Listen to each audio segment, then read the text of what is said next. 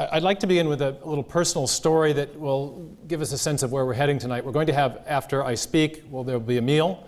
I suddenly realized that the incentive structure for that is not so good. That means I've got to get through this so that you all can satisfy what you came for.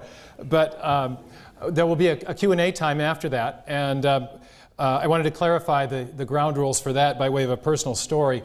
25 years ago, I was just entering my postgraduate studies at Cambridge, and like many American students, I was overawed with the place and perhaps a little overly earnest and eager to please. One day, there was a visiting professor who was an expert on the philosophy of Immanuel Kant, and he was lecturing. I'd had one undergraduate course on Kant's work, but had only really a cursory familiarity with it.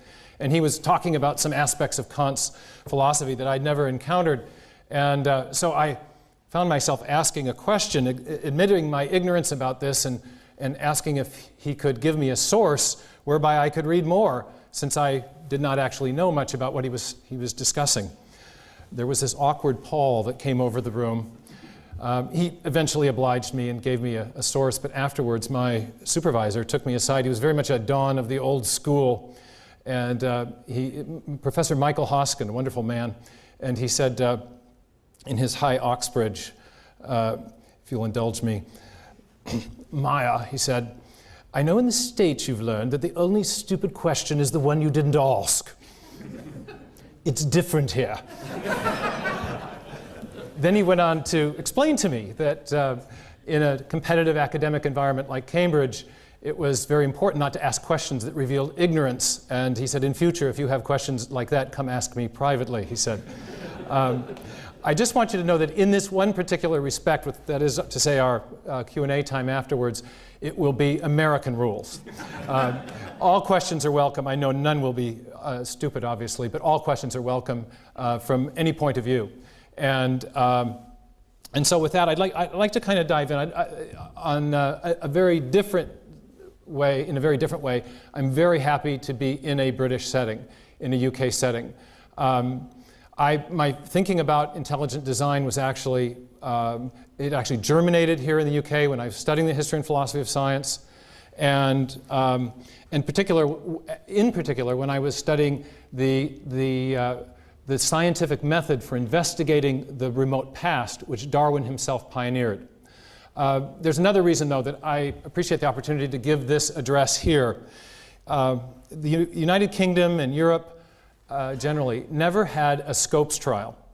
And I have found that lecturing in the United States on this topic, that the perception of what we are saying, the perception of our case for intelligent design, and its reception have been, I think, badly distorted by a fear of fundamentalism. Intelligent design has been equated in people's minds with young earth creationism, no matter how clearly and patiently and sometimes emphatically we attempt to explain otherwise. And so it's nice to have a fresh start. Intelligent design is not a religious doctrine. It is not an interpretation of the Genesis text. It is, in fact, a scientific inference from biological evidence based on the same methods of reasoning that Darwin himself used in The Origin of Species. Now, the question of design goes very far back, as far back at least to the ancient Greeks. And the question of design, in essence, is the question of whether or not nature, particularly biological nature, owes its origin to purely undirected material processes, or whether mind might have played a role in what we see in the living world. Steve Fuller, the philosopher of science from Warwick University, has pointed out that this question of design has animated the whole tradition of British natural philosophy, of British science, going back to Boyle and Newton and to Faraday and Maxwell and to Darwin himself. And in the last couple of years, since the very big bicentennial celebration of the birth of Darwin and the 150-year anniversary of The Origin of Species, both of which occurred in 2009, there has been an extensive discussion worldwide about the legacy of Darwin. what did he establish? What did he leave us with? What were his key insights? And clearly, Darwin introduced, obviously, a theory, an evolutionary theory of biological change over time. He introduced to the biological establishment, the biological discipline, the concept of natural selection, along with Alfred Wallace. And thirdly, I would say, very importantly, he introduced a scientific method of investigating the history of life. Now, advocates of intelligent design dispute none of these things. We accept these things. For example, we accept that the process of natural selection is a real process. It produces real and demonstrable change in living organisms. Almost all of us accept that the universe and the Earth have a very ancient history. I myself think the Earth is billions of years old. These are simply not our animating concerns in the intelligent design research community. Instead, the concern that has been animating, that has been at the forefront of our minds, is the question of design, and in fact, the very question that many historians of ideas, scientific historians, and evolutionary biologists say is the central legacy of Darwin's theory, the central thing that he's left us with, which is the idea that natural selection acting on random variations, or we would now say mutations, has been wholly sufficient to produce everything we see in the living world, such that there's no evidence of actual design. Design is merely an appearance. So the central legacy, that as has been emphasized by many authors, is the denial of the design argument, the refutation of the classical design argument. Here's Francisco Ayala, and he puts it this way. He says, it was Darwin's greatest achievement to show that the directive organizations of living beings can be explained as the result of a natural process, natural selection, without any need to resort to a creator or any other external agent. Richard Dawkins, who's been very much in the news here lately, puts it this way in the first page of The Blind Watchmaker. And I know Dawkins is not regarded in some circles as the serious figure that he once was because of some of the media involvements, but we actually appreciate him very much because of the clarity with which he defines the issues. And I think the opening page of The Blind Watchmaker is one of those examples. He says that biology, and this is from a Darwinian point of view, he says biology is the study of complicated things that give the appearance of having been designed for a purpose. And of course, for Dawkins and other classical Darwinists and neo-Darwinists, the key word there is appearance. Living systems appear to be designed, but they're not really designed because a purely undirected process, namely natural selection, has produced that appearance without being directed or guided in any way. We have, as Ayala has also put it, design without a designer. We have the appearance of design, the illusion of design, without an actual designing mind behind it. Now that's the proposition that interests us. Is that true or false? The intelligent design idea is that there are certain features of living systems that point to an actual designing intelligence, not merely to a designer substitute, an undirected mechanism that is mimicking the powers of a designing intelligence. And that's what we're going to get into. Now I think before we do, though, it's important to briefly review the logic of the Darwinian denial of design, because it is built into the structure of The Origin. Chapter 4 on natural selection is crucial here. Darwin uses a number of examples, and his starting point is his observation in the 19th century of the power of artificial selection, of breeding experiments. These were well known at the time, and they provided for many biologists prior to Darwin a compelling argument for design. In the 19th century, the adaptation of organisms to their environment seemed to be an overwhelming argument for the idea that there was some kind of design. Fish swim in the water, they have gills and fins. Birds fly, they have wings, certain kind of lungs that allow them to process oxygen in order to sustain flight. And my example is of lowly sheep. If you imagine that you're a sheep herder in the north of Scotland and you want to breed a woollier breed of sheep, what do? Well, in the 19th century, it was obvious. We know it today. It's artificial selection, artificial breeding. You choose the woolliest males and the woolliest ewes, and you allow only them to breed. And you do that over a series of generations, and after a while, you will have a woollier breed of sheep. Now, Darwin came along, and he didn't use the example of sheep, but he used other similar examples, and he said, what if, in effect, adapting his examples to mine, he says, what if you have, instead of the artificial or intentional selection of the breeder determining the features to be amplified, what if instead you have, for example, using my, a series of very cold winters, such that after a while only the woolliest sheep have survived, and then you do that generation after generation after generation. There is a series of very cold winters. Will not the effect of that natural variation in climate be exactly the same as what the intelligent agent was able to do quite intentionally?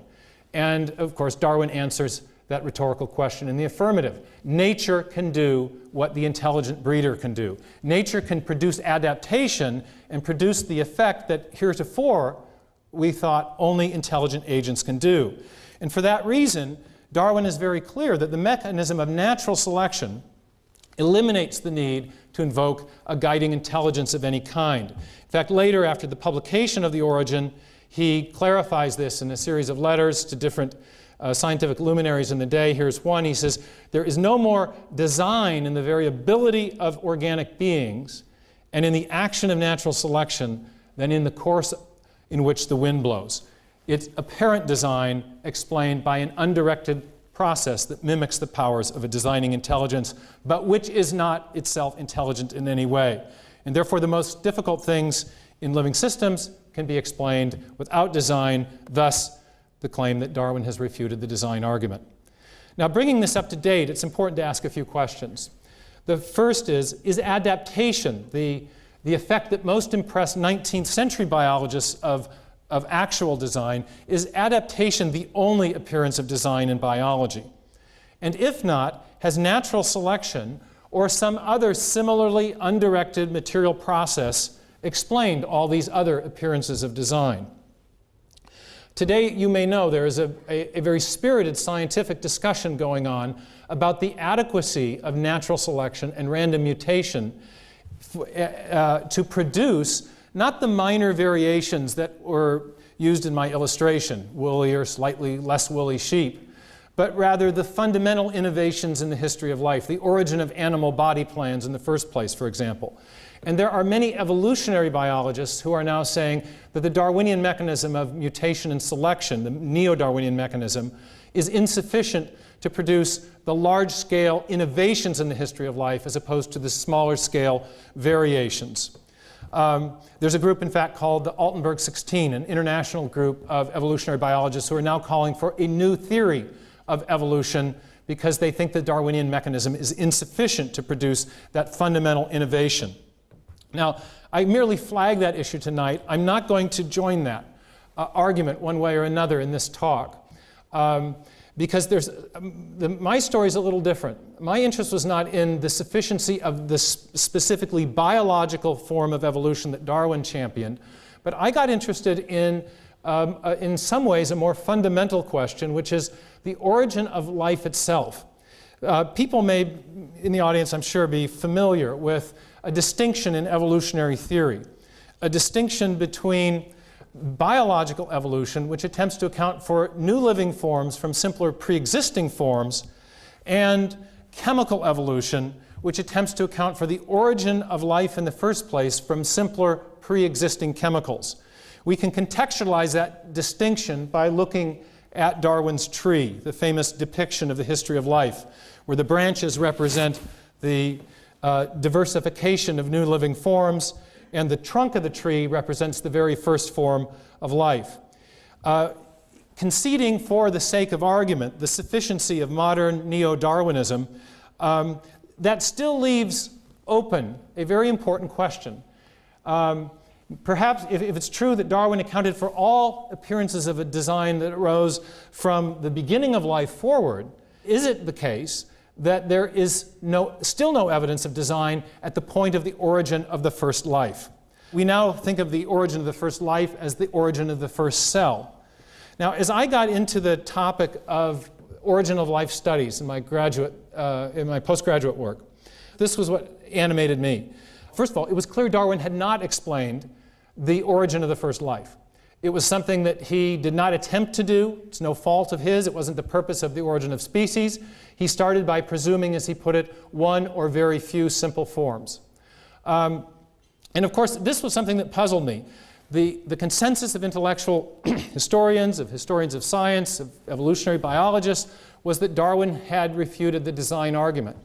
And yet there was a very important event in the history of life involving the origin of life itself that everyone also acknowledged had not been explained or explained away by Darwin's theory or, for the most part, any other undirected materialistic process. And so I began to wonder, well, why is that? Why was that? In the 19th century, scientists were well aware that they did not have a theory of the origin of life. Darwin wrote one letter about the topic to a friend, Joseph Hooker, in which he speculated that perhaps life might have existed in a warm little pond, but he was very, very forthright to confess his ignorance of the whole topic of what might have happened. So there was a kind of historical puzzle here for me. On the one hand, you have people saying, historians of science, intellectual historians, evolutionary biologists, that all evidences of design have been explained away, that the design argument was refuted by Darwin. But on the other, we have at least one possible locus of design, which Darwin's theory admittedly doesn't touch. Now, why the confidence in the refutation of design and yet the stated agnosticism about, or the stated understanding of the limits of Darwin's theory? Well, the resolution to that historical puzzle is that in the 19th century, evolutionary scientists who followed in the wake of Darwin were convinced that life was exceedingly simple in its cellular form. The simplest form of life was exceedingly simple in its structure. I love these quotations from Thomas Henry Huxley, Ernst Haeckel. They were known for their advocacy of something called the protoplasmic view of life. It was the idea that, in Haeckel's words, the cell is a simple, homogeneous globule of plasm. We have something in the United States called Jell-O that's served at holidays. And this was kind of the idea, this gooey stuff, undifferentiated, no interesting structure. And the idea was that because life was so simple, it was easy to imagine, even if we didn't know how, that a couple of simple chemical transformations could produce this protoplasmic material, this essence of life, without any guidance or direction. And both Haeckel and Huxley came up with theories of this one or two step origin of life by reference to simple chemical transformations, starting from very simple chemicals. Now, these weren't developed in any detail, but because people assumed that life was so simple, it was also thought that it was unnecessary to do much more than they had done.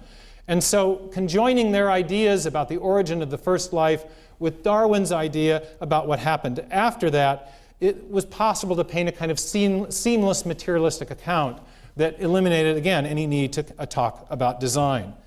Now, obviously, our view of life has changed dramatically since the 1860s and 70s. In the 1890s, scientists began to learn about metabolism and about these large molecular weight molecules called proteins. And in the 1920s, there were new theories of the origin of life that were advanced to take advantage of, or to try to account for that increasing view of the complexity of life.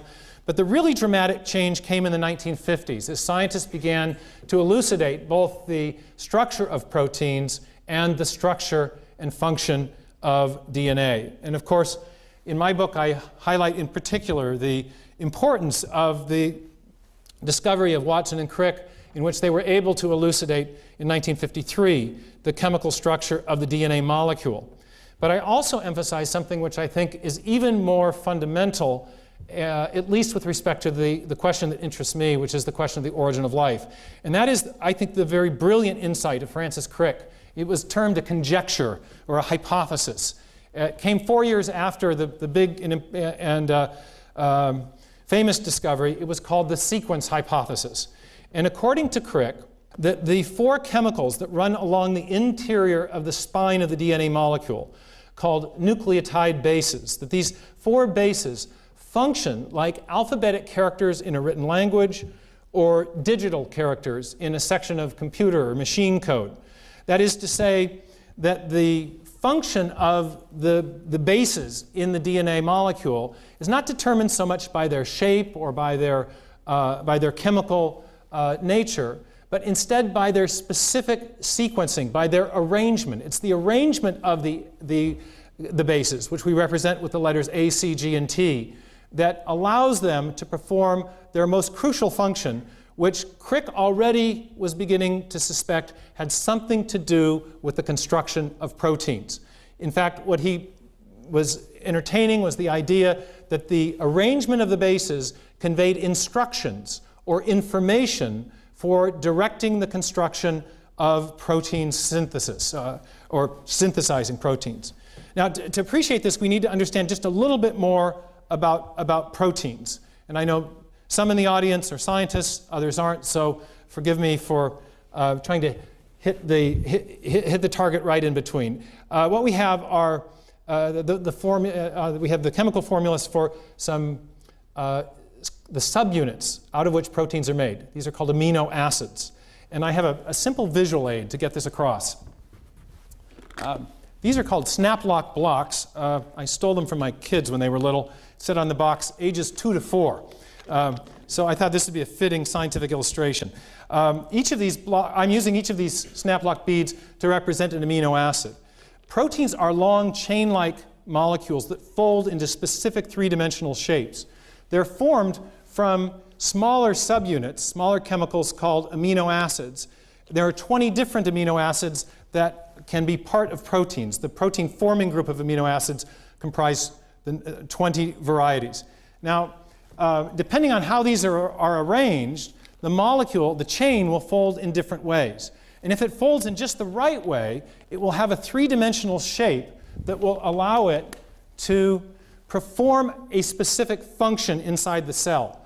Proteins are like the toolbox in the cell. There are lots of different tools, lots of different proteins, and each one of the protein tools performs a job in virtue of the specific three-dimensional shape it possesses. Think of a saw or a hammer or a spanner. Each one of those has a specific shape, and the job that it can do is related to the shape and form that it possesses. It's the same thing with proteins. So we have, for example, these are some pictures of different protein motifs. You can find these on the internet. It's fascinating what we know about the structure of proteins. The first three-dimensional structure was elucidated in 1958 by Kendrew in Cambridge, but now we've had thousands of proteins that have known structures, and each one, again, one of those structures is relevant to performing a specific task in virtue of its three-dimensional conformation or shape. Here's an example of an enzyme that breaks apart a two-part sugar, a disaccharide.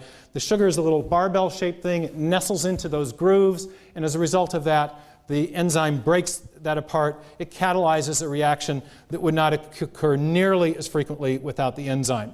And so proteins do lots of important jobs in the cell. They catalyze reactions. They form the structural parts of molecular machines. They help to process and copy genetic information. They're really the workhorses of the cell. Now, three key features then of proteins. They have shapes that perform functions. Those shapes are produced by folded chains, and the precise sequencing of amino acids determines the folding and then the function of the protein. Now that leads to a really interesting insight. And again, Francis Crick was at the forefront of this. Proteins they manifest or display a property, an information theoretic property that we could call sequence specificity. Something is sequence specific if the function of the whole is determined by the arrangement of the parts. Words are sequence specific. Sections of computer code are sequence specific. And proteins are sequence specific. In fact, Crick likened the sequence specificity of proteins to the old typefaces on the little blocks that were used to make headlines back in the 1950s. You can see the chemical structure of the amino acids. There's a certain part of it, the backbone is repeating. It's the same chemical structure.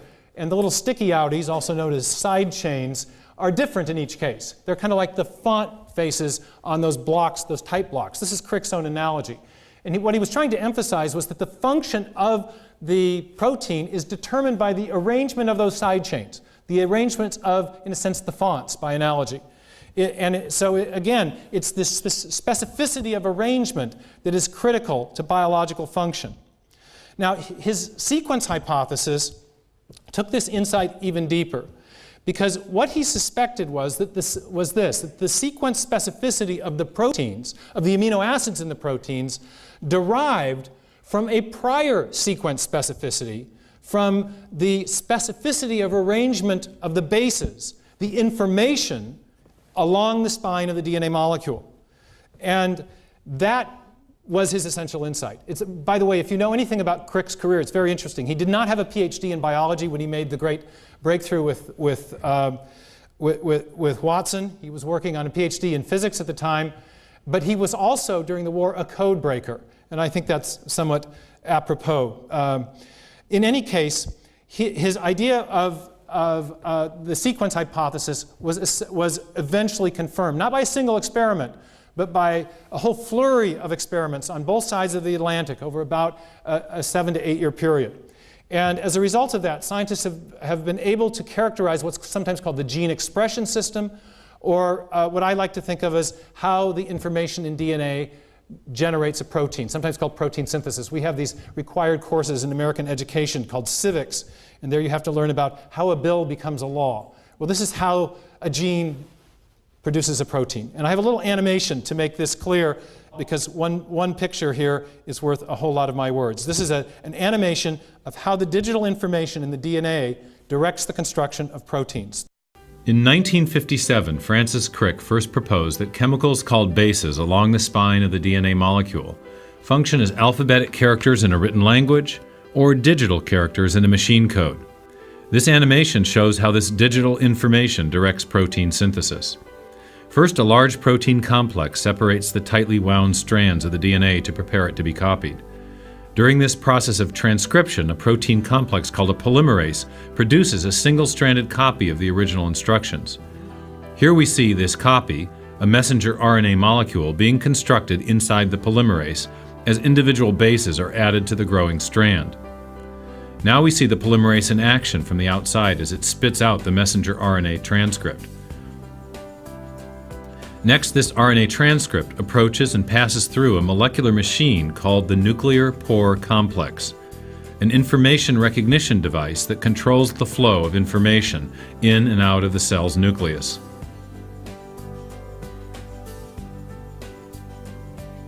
Now we see the genetic assembly instructions on the messenger RNA approaching and arriving at a two-part chemical factory called a ribosome, the site of protein synthesis. As the messenger RNA transcript passes through the ribosome, the process of translation begins. During translation, a mechanical assembly line builds a specifically sequenced chain of amino acids in accord with the instructions on the transcript. These amino acids are transported from other parts of the cell by molecules called transfer RNAs, which link specific sequences of bases to corresponding amino acids. The sequential arrangement of the amino acids determines the type of protein constructed. When the construction of the chain is complete, it is often transported to a barrel-shaped machine that helps fold it into the precise shape required to perform its function.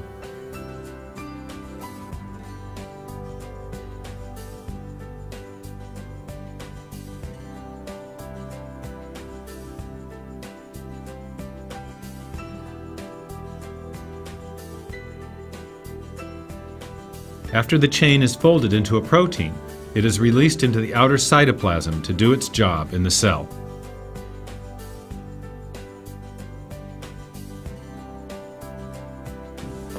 So this is what's become of Huxley's undifferentiated protoplasm. The simple cell is no longer simple. Now, one other analogy that may help understand what's going on here. I'm from Seattle, where we have the people from Microsoft and also the Boeing people who build airplanes. And there is a technology, a human technology today called CAD/CAM, Computer Assisted Design and Manufacture. It occurs as engineers sit at a console, use a computer to design mechanical parts. They make selections of parameters. Those selections are then encoded digitally. They're transferred down a wire. They are translated into another machine code that can be read by an assembly apparatus, and then that assembly apparatus takes those instructions and, for example, might use them to put rivets at a particular place on a wing of an airplane or something. It's a very common technology in which digital information is being used to direct the construction of mechanical parts. This is what's going on inside living systems. This has been part of the mind-blowing development that's called the molecular biological revolution. It has raised some deep and profound questions in another area of science. And I call this, the questions surrounding this, the DNA enigma. The DNA enigma is not the structure of the DNA molecule. Watson and Crick did a wonderful job of elucidating that. The DNA molecule is not the mystery of where biological information resides. We know where at least a lot of the biological information resides, and that is in DNA and RNA. There are other sources of information in the cell that we now know about as well, but we'll set that to the side for now. So the DNA enigma is not where the information resides. It's not the structure of DNA. The DNA enigma is not even what the information does. The animation just showed, in sketch at least, what the information in DNA does and how it directs protein synthesis. The DNA enigma instead concerns the question of origins. The DNA enigma is about the origin of information, and this mystery of the origin of this information. Where did it come from?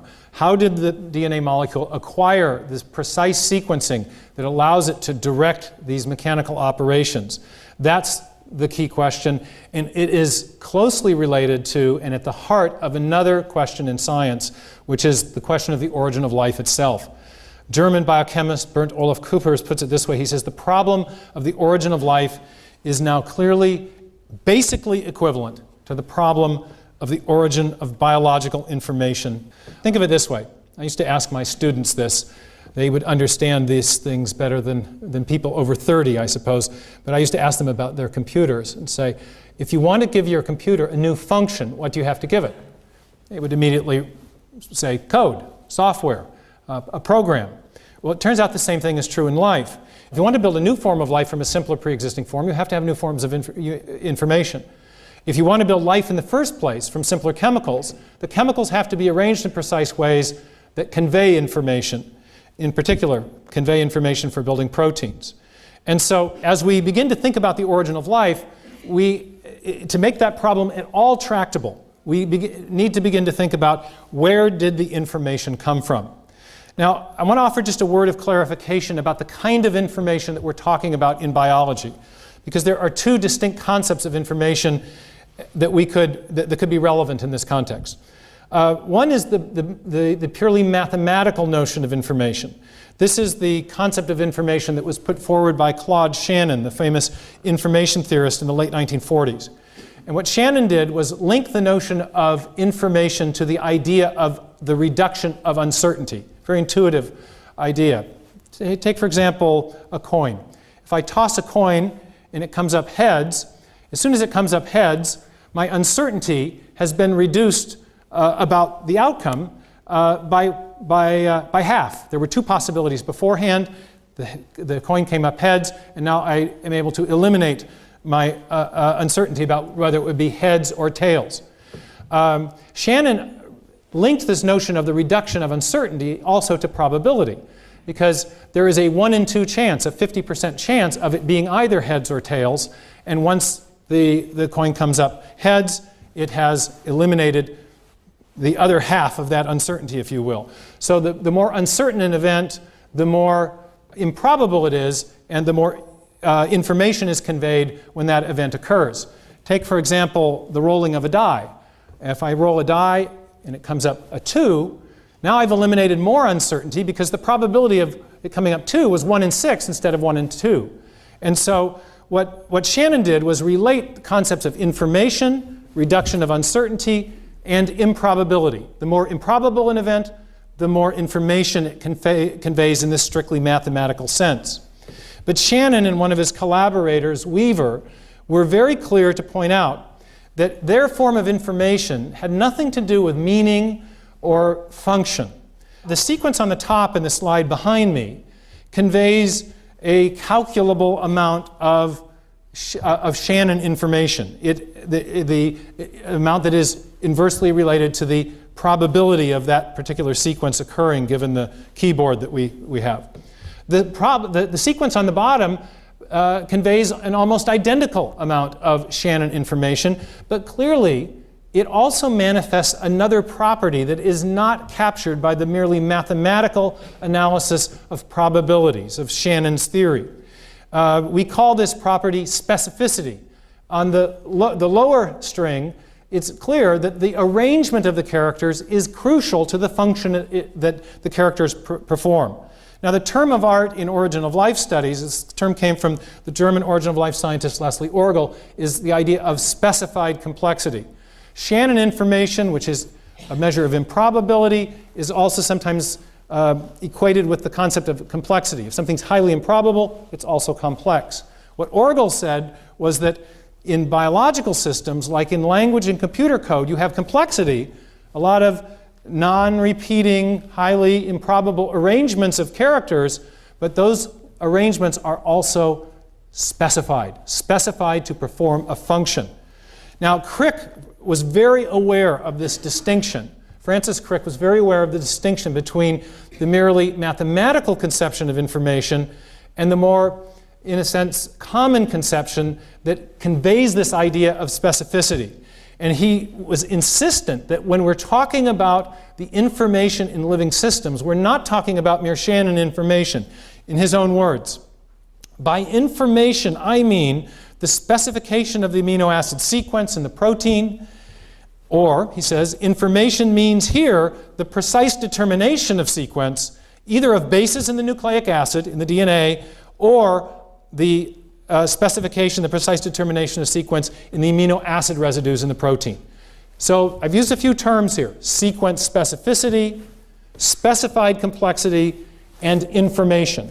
The kind of information we're talking about involves sequence specificity. It's specified and complex, not merely complex or not merely improbable. Therefore, it's not just Shannon information. And that is the key thing that has to be explained to explain the origin of life. Now, interestingly, Richard Dawkins, who brings such clarity to the debate, has also commented on this. He has pointed out that the machine code of the genes, the information in DNA, is uncannily computer-like. Apart from differences in jargon, the pages of a molecular biology journal might be interchanged with those of a computer engineering journal. In other words, what we have here in living systems is a strike at the very foundation of life. In the very simplest forms of life, we have very striking appearances of design. Our own local hero in Redmond, Washington, where I hail from, Bill Gates, puts it this way. He says, the DNA is like a computer code, only much more complex than any we've been able to devise. We have a striking appearance of design. Now, the question that animated me, that seized my imagination and interest as a postgraduate student in Cambridge, was this question of the origin of information. My own story is that I came out of a field of physics, geophysics, and I was doing digital signal processing as part of my job. I worked on seismic signals and traces. And I attended a conference that came to the city where I was working on the origin of life. Now, I was under the impression at that time, I was a young scientist, that the evolutionary biologists had that question and pretty much everything all sewn up. There were many very prominent origin of life biochemists at this conference, and I was shocked to find out that the leading people in this field were very candid about their, in a sense, ignorance, their lack of an adequate evolutionary explanation for the origin of the first life. In fact, at that conference, the key thing that they kept discussing was this problem of the origin of genetic information. Where did the information come from? And so as I entered my postgraduate studies a year or so later, I naturally became fascinated with this, and I eventually chose the topic of the origin of life and the related questions about scientific methodology as my PhD topic. And as I got into this, I came across something that was very helpful for framing the issue. It was a famous book, small book, by Jacques Monod. He was a French molecular biologist. He was a close colleague of Crick's, especially in the 60s. And he simply argued that if we were to approach any topic scientifically, we needed to invoke certain basic kinds of explanatory categories. We needed to either explain events by reference to chance, stochastic or random processes, or by reference to necessity, law-like processes. If I drop a ball, or if I let go of a ball and it falls to the earth, we say it falls because of a law-like necessity. It falls by the law of gravity, by necessity. So Monod's point was, when we're explaining things in science, we want to explain things by reference to either chance or necessity, or the combination of the two. And as I began to investigate the different theories that have been proposed to explain the origin of life, and in particular the origin of the information necessary to produce it, I found that they broke nicely into these three categories. The first approach early on was the approach called chance. Just was the idea that some kind of random association of these chemical building blocks that occurred on the early Earth in something called the prebiotic soup. And though it may not have been that probable, eventually the odds were in its favor, and these information-rich molecules would have arisen. There was a famous scientist, George Wald, who put this idea forward in 1954. Now, by 1971, it's very striking as you read the literature in origin of life biology. Most of the leading researchers had utterly rejected the pure chance hypothesis. Here's one, A.G. Karen Smith, a Scottish chemist, who says blind chance is very limited. Low levels of cooperation he can produce exceedingly easily, the equivalent of letters and small words. But chance becomes very quickly incompetent as the amount of organization increases. I've got a visual aid. Again, I had to look this up online last night to find out if you all play Scrabble as we do, but there is a British Scrabble association, so I'm sure you're familiar with this game with the letters. And I used to do a kind of thought experiment with my students to convey to them why the origin of life scientists had given up on chance. What I would do is I'd walk around the room with this bag of Scrabble letters, have the students choose a letter at random, then go up to the board and write whatever letter it was. And almost invariably, within 3 or 4 letters, the board would be full of gibberish. Now, on one or two occasions, the students would produce a few small, not so much words, or maybe word-like syllables or something like got or bit or something. And students being students, they would start to kind of do cat calls and say, yeah, we're showing you up. But I always won the experiment, and the way I always won is what Karen Smith's talking about. I just let the students continue to select letters, because very soon the gibberish would dwarf whatever little tiny elements of possible meaning were there. And this is Karen Smith's point. If you want chance to produce a little bit of information, it may work out for you. But as the amount of information required increases, unless you have vast probabilistic resources, lots and lots of trials, you can't get the job done. Now, one of the things that contributed to this view among origin of life scientists was something called the combinatorial problem. There's a way of illustrating that with a simple device, a bike lock. If you think of the number of different ways of arranging the dials here, you realize that each one of these dials on the bike lock has 10 possible settings. And there are 4 dials. So the total number of possible settings is not 10 plus 10 plus 10 plus 10, but rather 10 times 10 times 10 times 10, or 10,000 possible combinations. Now shift the context a little bit. I had my graphic artist design this. I don't think there are locks like this, but given the crime rate these days, maybe it would be good to have one. This is a bike lock with 10 dials.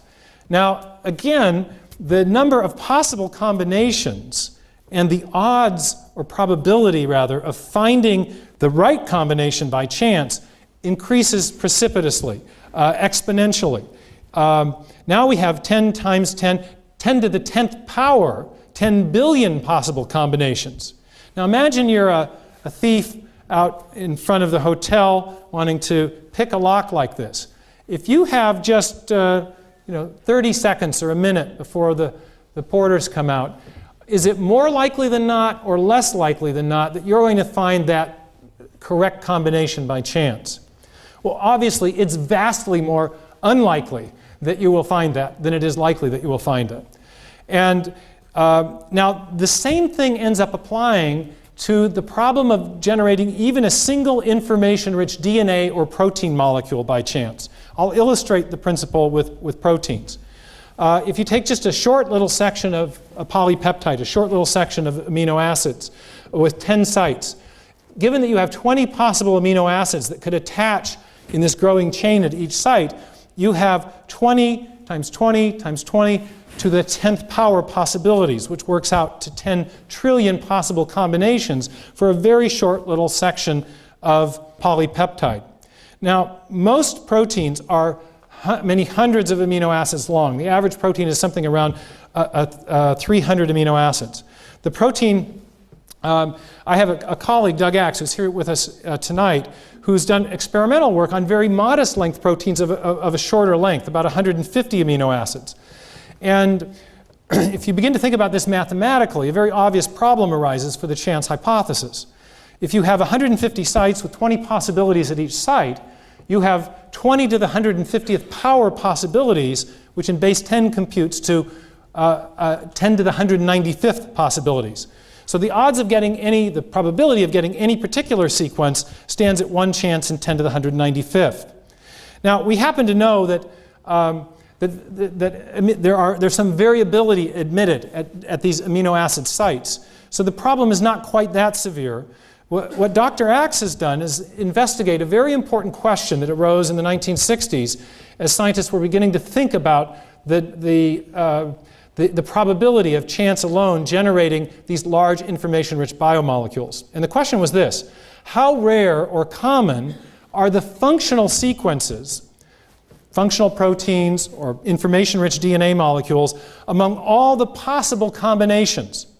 If that group of 10 to the 195th is populated liberally with functional combinations such that almost anything you try will give you a combination that will, by analogy, unlock the function or perform a biological function, then chance alone might get the job done. But what Dr. Axe found was that the space of possible arrangements of amino acids, what mathematicians call a combinatorial space, was very extremely, I can't use enough adjectives, infrequently populated by functional combinations. He did some very careful sampling work called site-directed mutagenesis and showed that in the case of a very simple 150 amino acid long protein, the odds of getting correct sequencing were about 1 chance in 10 to the 77th power. Now, I won't go through all the math here, I do it in the book, but when you combine that insight with a number of the other factors that are relevant to computing the probability of generating a single protein by chance, including the important factor of the number of trials that you might have since the very beginning of the universe, you come to a startling result, and that result is this: that if every event from the beginning of the universe till now was devoted to searching for one of these functional combinations among all the possibilities, which is, again, a kind of an absurdly generous assumption, you would not have time to search more than about a trillionth of all the possibilities. A little tiny needle in a vast haystack the size of a galaxy. And so, as scientists began to grapple with this, to understand that it was vastly more likely that chance was false than it was true, that chance could get the job done rather than that it couldn't get the job done, they began to reject it and look for other approaches to the origin of information and the origin of life, as it related to the origin of life. Now, obviously, the Darwinian approach in biological evolution has never been to rely on chance alone. That would be a kind of caricature of the theory, one which some people promulgate, but I'm not doing here tonight. Instead, the Darwinian approach has always been to conjoin random variations or random mutations, chance events, with the law-like properties of the process known as natural selection. And so it was natural that scientists attempting to explain the origin of life would early on invoke selection, natural selection, to operate in conjunction with chance as a way of trying to overcome these large probabilistic hurdles to the origin of information. Unfortunately, there was a real problem with this approach, and it was a logical problem that became apparent fairly early on. It's simply the logical fallacy of begging the question. And here's the problem. Natural selection is a process that involves differential reproduction. It is only operative or relevant once you have an organism that can copy itself and leave offspring of different varieties. So natural selection presupposes self-replication, the ability of an organism to copy itself. It presupposes a form of life, in fact. But what are we trying to explain? Well, we're trying to explain the origin of the information necessary to produce life, and self-replication in all living organisms depends upon sequence-specific, that is, information-rich DNA and proteins. In other words, we are invoking the very thing we're trying to explain in order to explain it. One scientist, the Nobel Prize-winning biochemist who works a lot on the origin of life, Richard Dawkins, puts it this way. He says, theories of prebiotic natural selection are problematic because, quote, they need information, which implies they have to presuppose what is to be explained in the first place. I have a little illustration of the question-begging nature of this that I used to use with my students. I would depict an absent-minded philosopher of science walking home from class. This poor hapless soul, not paying attention to where he was going, would fall into a big pit. Pit was 30 feet deep. He found there was no way out. But then he began to reflect, to think deep philosophical thoughts, and he thought, you know, I could get out of here if I only had a ladder. And so the philosopher of science climbed out of the hole, went home and got a ladder, and jumped back in the hole and climbed his way out. This is logically illustrative of the problem of prebiotic natural selection. Now, it begs the question. Now, there's a more sophisticated version of this idea that is currently considered to be the most cutting-edge idea about the origin of life. It's called the RNA world.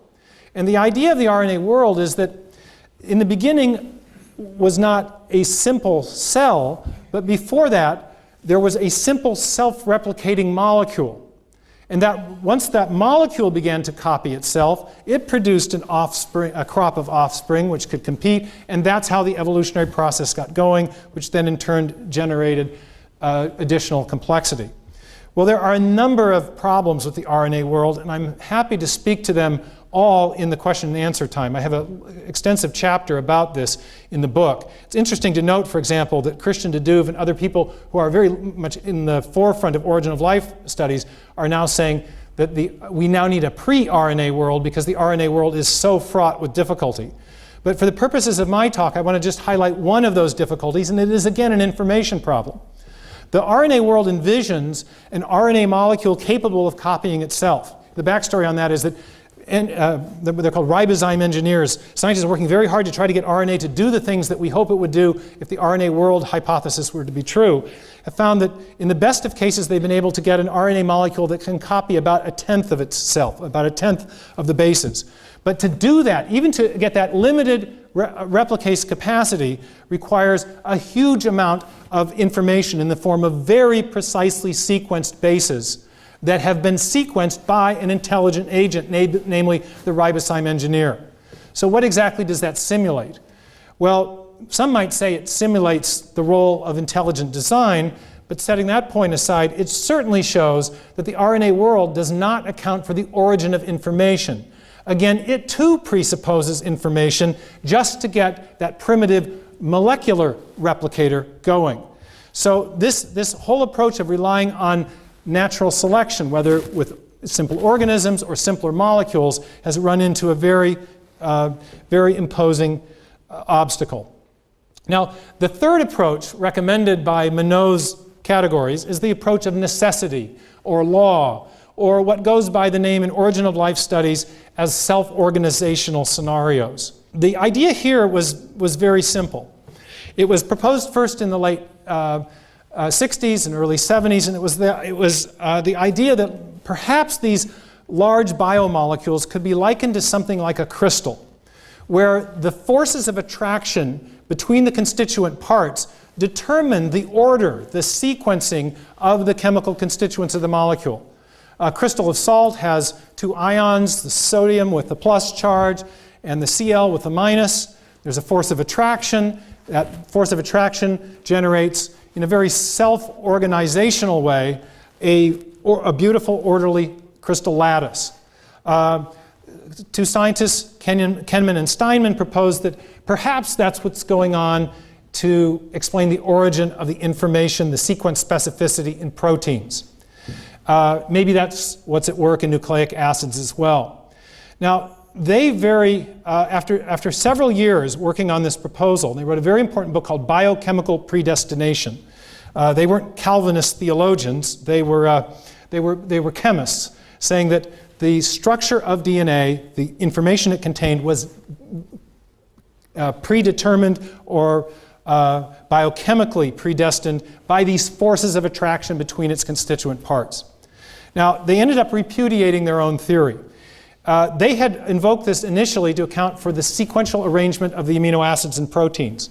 They found that there were some slight differences in the bonding affinities between the amino acids, but none of them correlated to the arrangement of amino acids in known proteins. But with the DNA, they found that there was an even deeper problem. It was Kenyon who overtly repudiated this idea. And the problem was this, and I need to direct your attention to, good, it works. The structural formula for the DNA molecule.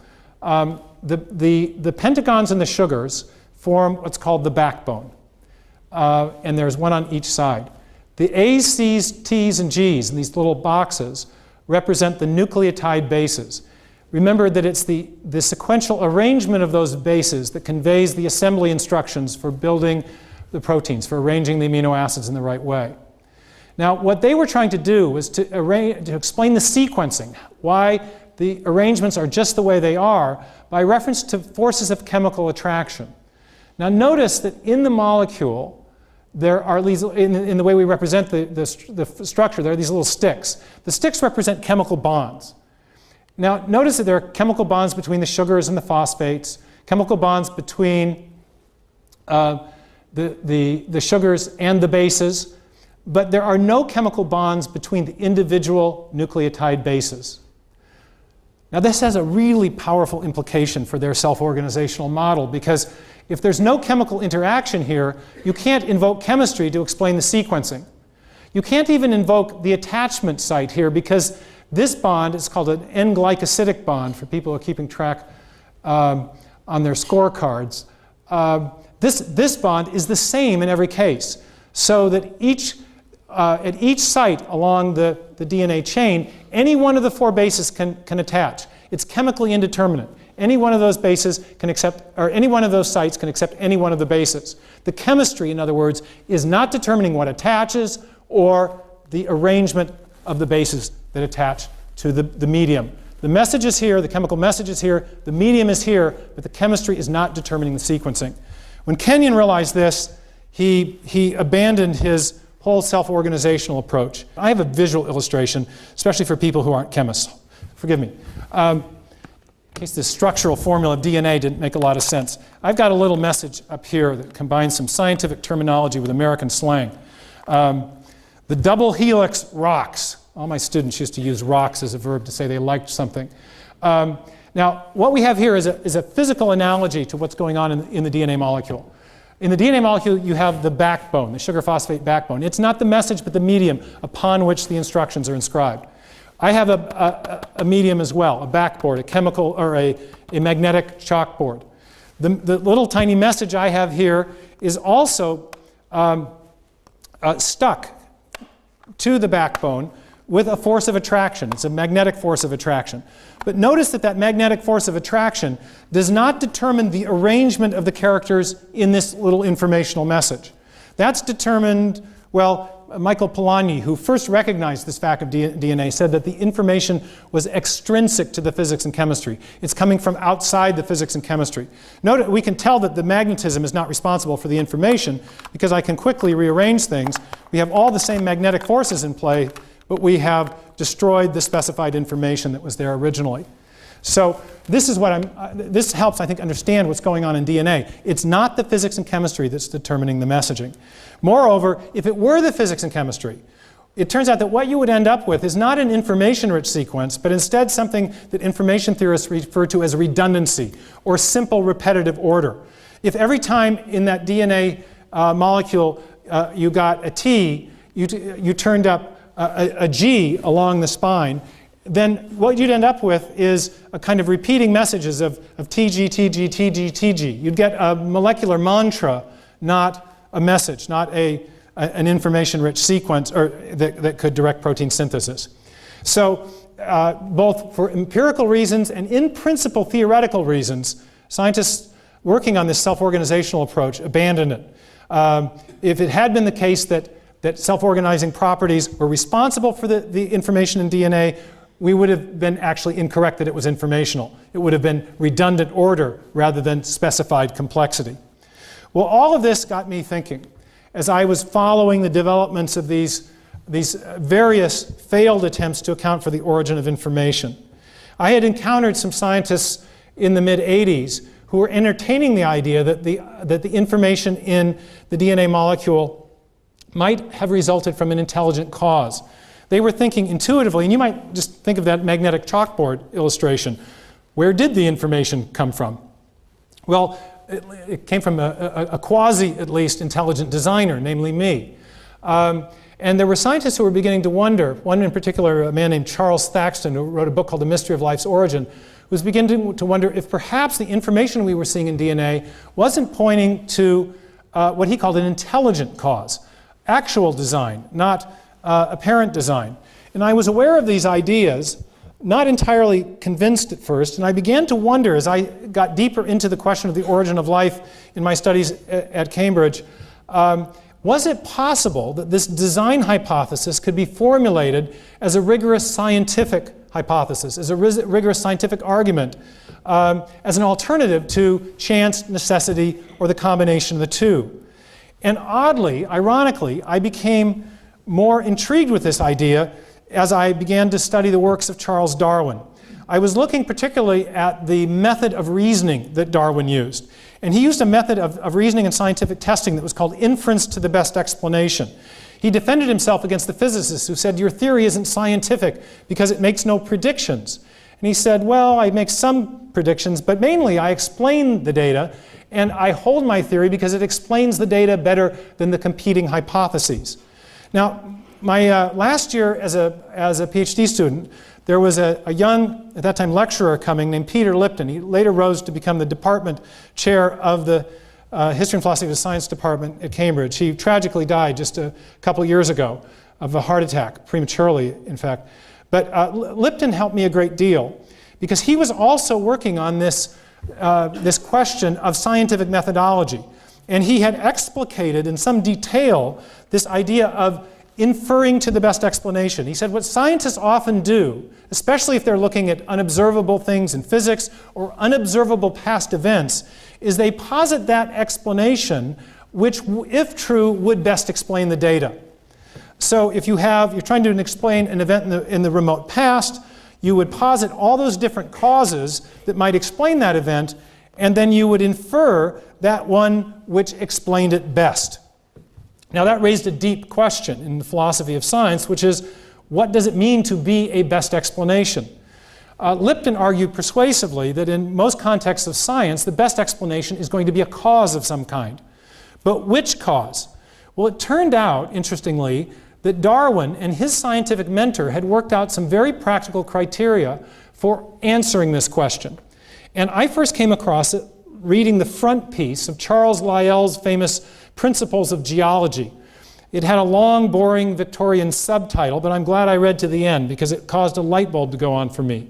Principles of Geology, he said, being an attempt to explain the former changes of the Earth's surface by reference to causes now in operation. And when I read the phrase, causes now in operation, it helped me, first of all, to see what the criterion was for deciding what a best historical scientific explanation is. What Lyell was saying here was that if we're going to explain an event in the remote past, we should posit a cause which is known from our present experience to have the capacity to produce the effect in question. For example, I hail from Washington State in the United States. We had a big volcano blow up in 1980. If you go to eastern Washington today, there's a layer of ash that is still discernible across the Palouse country. A geologist finding that, wanting to know what caused it, who may not have been around in 1980, might reason in the following way. Might generate, according to Lyell's principles, he might generate a series of possible causal explanations. Maybe it was an earthquake, maybe it was a flood, maybe it was an eruption. But he would then infer that causal explanation, which, based on our uniform and repeated experience of cause and effect, based on our knowledge of causes now in operation, we know is capable of producing the effect in question. In this case, obviously, the geologist would infer a volcanic eruption because we know that volcanoes can produce ash, whereas neither floods nor earthquakes have been witnessed to do so. This was another way of expressing his uniformitarian idea that the present is the key to the past, where specifically now we're talking about our present knowledge of cause and effect being a guide to inferring what happened in the past. Now this, I said, caused a light bulb to go on for me. First of all, it helped me see how the scientists had in very practical ways answered this philosophical question of what constitutes the best explanation. The second thing it helped me do, though, was answer the question I had in the back of my mind about whether or not it was possible to formulate a positive, affirmative scientific argument for intelligent design. About the same time I was reading Darwin and Lyell on this, what is also known as the vera causa principle, invoking true causes, causes known to produce the effect in question, I came across this passage in an information scientist who was a pioneer in the application of information concepts to molecular biology. His name was Henry Quasler, and he said this. He said that the creation of new information is habitually associated with conscious activity. And that really caused a light to go on. Because first of all, I thought, is that true? Well, if you think about that, from our uniform and repeated experience, the basis of all scientific reasoning, according to Lyell and Darwin, it is true. Whether we're thinking of hieroglyphic inscriptions, or paragraphs, or headlines in a newspaper, or sections of computer code, or even information embedded in a radio signal, when we trace information back to its source, invariably we come to a mind, not an undirected material process. So the presence of information at the foundation of life seemed to me to provide a compelling indicator of a prior intelligent cause. One that could be arrived at, the awareness of which could be arrived at, by applying this Darwinian and Lyellian method of allowing our present knowledge of cause and effect to dictate our understanding of what the best explanation of an event in the remote past was. I have the slide here with a quote from Bill Gates. DNA is like a computer program, but far more advanced than any we've ever created. I would argue it's not just like it in respect to its specified complexity, but DNA has the same property of specified complexity the computer codes do. Well, let's think about this from our ordinary experience, from our uniform and repeated experience. What does it take to generate digital code in a computational environment? Well, clearly not wind and erosion, or random number generators, not chance or necessity, or even the combination of the two. Whatever you might think of Windows, they are intelligent beings there at Microsoft that are producing the information. So we have a wealth of experience of agency producing information. Now, in Signature in the Cell, I developed these intuitions in a lot more detail. But I developed the case for intelligent design very consciously using the method of scientific reasoning that I learned about from Darwin, from Lyell, from Peter Lipton, and it has a couple of names: the method of multiple competing hypotheses and the method of inferring to the best explanation. And I look at the attempts to explain the origin of information based on chance, based on necessity, based on the combination of the two. And I infer that intelligent design provides the best explanation because each of these other forms of explanation have been shown for various reasons, either empirical, theoretical, or both, to be incapable to produce the information necessary to produce the first life.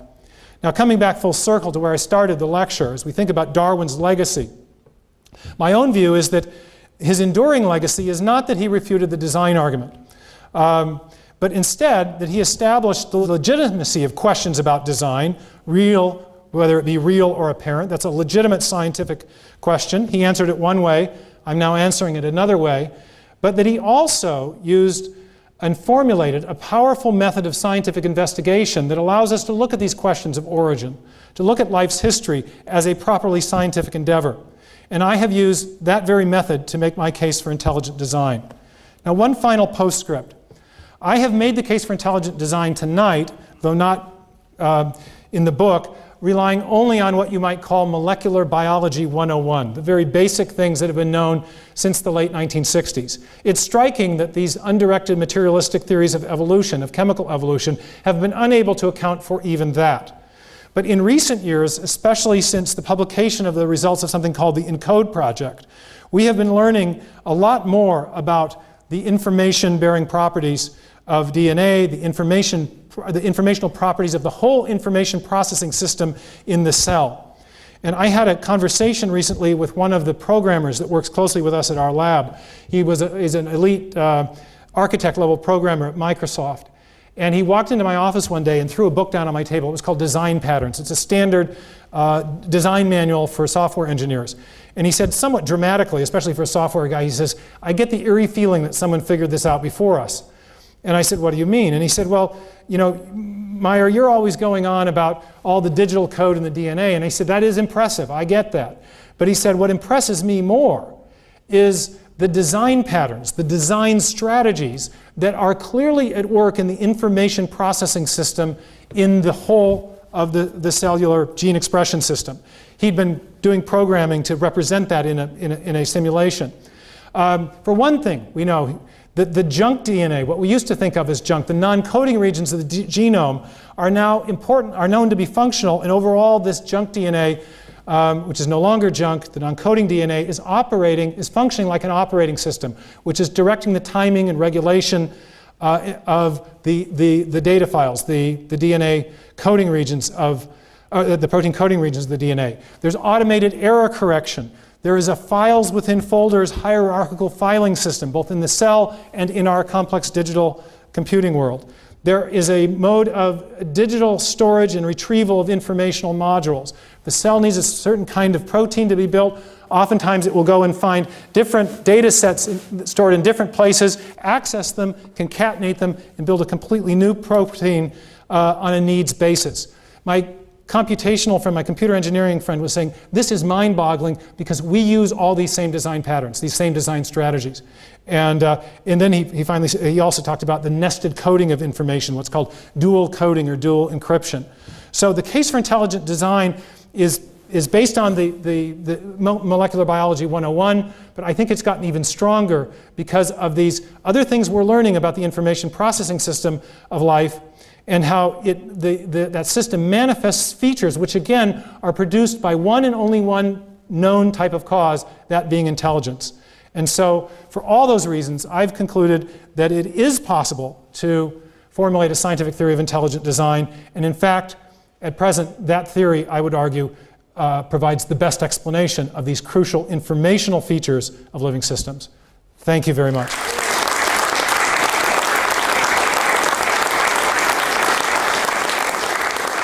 Time is just about up. I think we must have one, and I happened to notice table 6 first, so... Basically, what is science? Thank you. Now, the reason I'm asking this is that you've regularly been saying this is a scientific argument, but we have academic institutions and professional institutions around the world coming out saying intelligent design is not science. Right.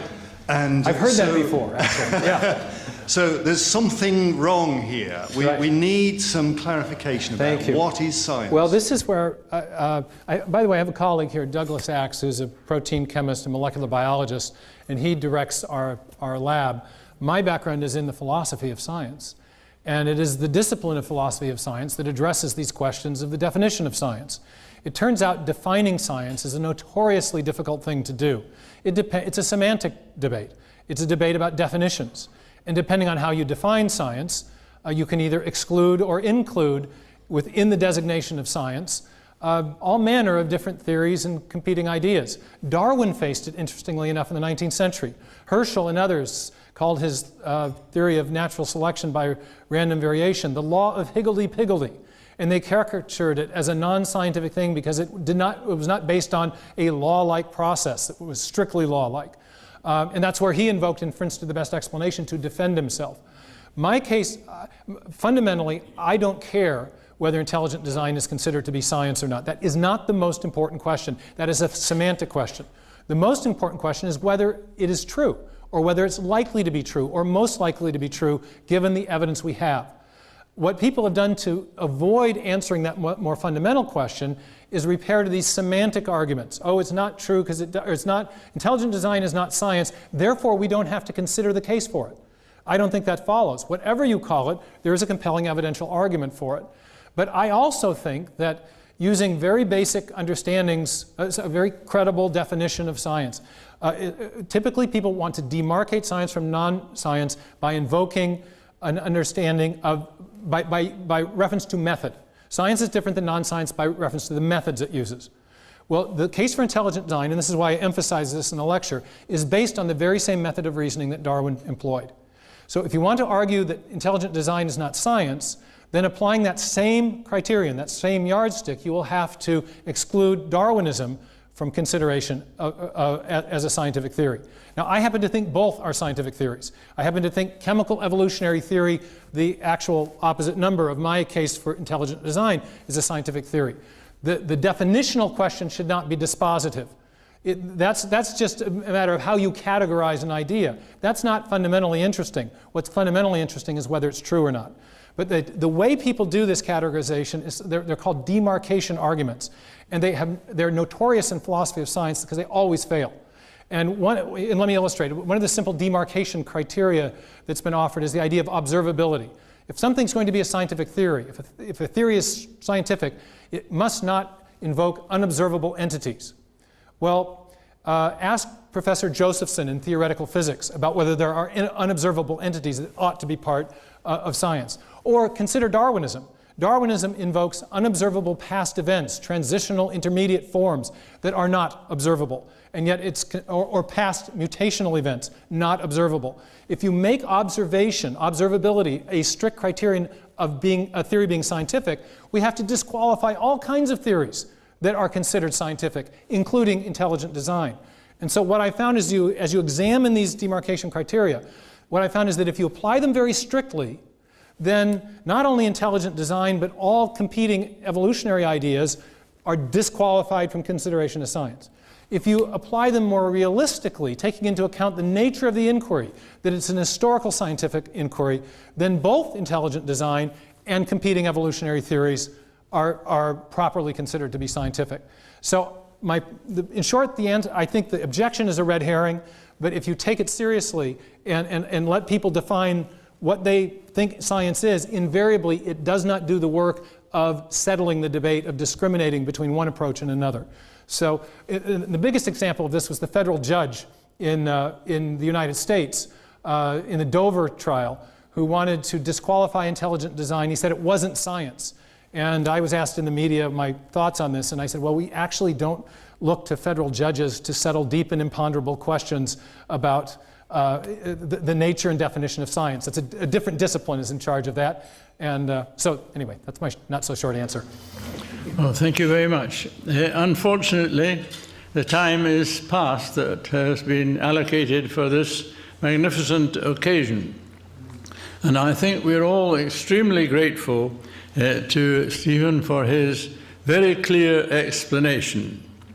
As I understand it, the basic point is that in the cells there is a fairly substantial program which works in producing the life as an arrangement of the amino acids.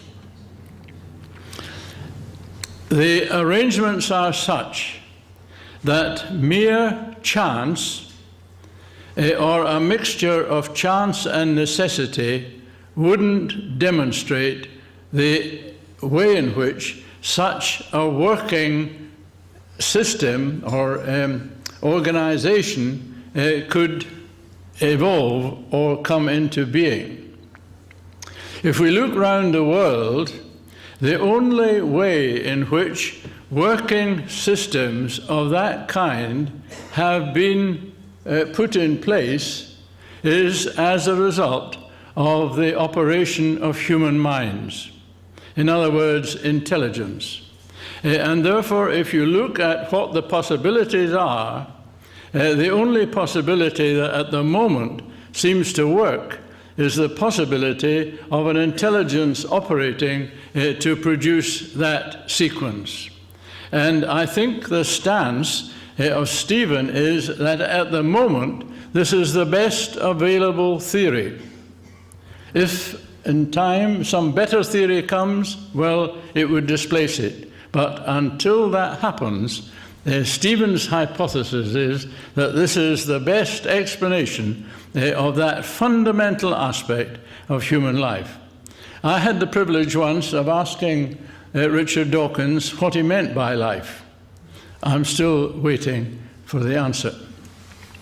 Well, thank you very much indeed, Stephen, and your colleague, for being here with us tonight, and for all you've done in the pursuit of science in this area.